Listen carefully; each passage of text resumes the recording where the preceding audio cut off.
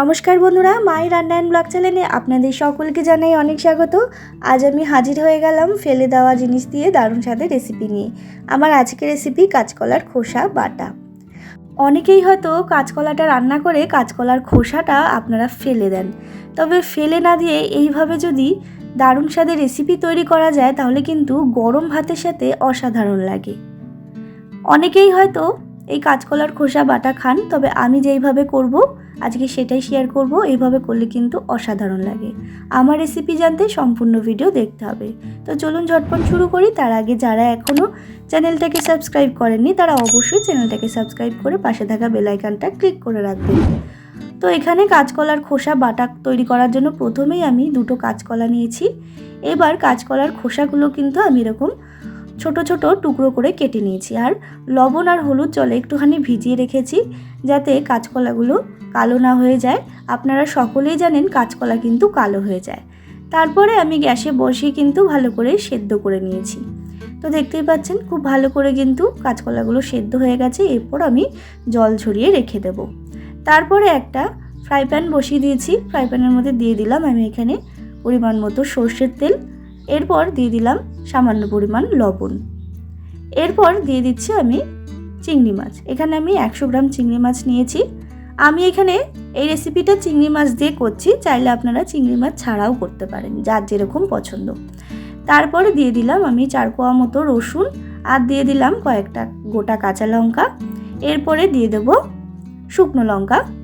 তারপর ভালো করে কিন্তু চিংড়ি মাছ, রসুন এবং গোটা কাঁচা লঙ্কা, শুকনো লঙ্কা সমস্ত ভেজে নিয়েছি। এরপরে একটু ভাজা ভাজা হয়ে গেলে দিয়ে দিতে হবে এখানে কালো জিরে। কালো জিরেটা কিন্তু আগে দিলে তেতো হয়ে যাবে, তাই কালো জিরেটা পরে দিয়ে নাড়াচাড়া করে নামিয়ে নিতে হবে। এরপর জল ঝরানো কাঁচকলার খোসাগুলো কিন্তু আমি একটা মিক্সিং জারের মধ্যে দিয়ে দিচ্ছি। এরপর দিয়ে দেবো ভেজে রাখা চিংড়ি মাছ, রসুন, কাঁচা লঙ্কা, শুকনো লঙ্কা এবং কালো জিরে। তারপর মিহি করে পেস্ট করে নেব।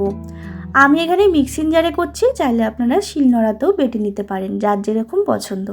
দেখুন বন্ধুরা, আমি কিন্তু খুব ভালো করে পেস্টটা তৈরি করে নিয়েছি।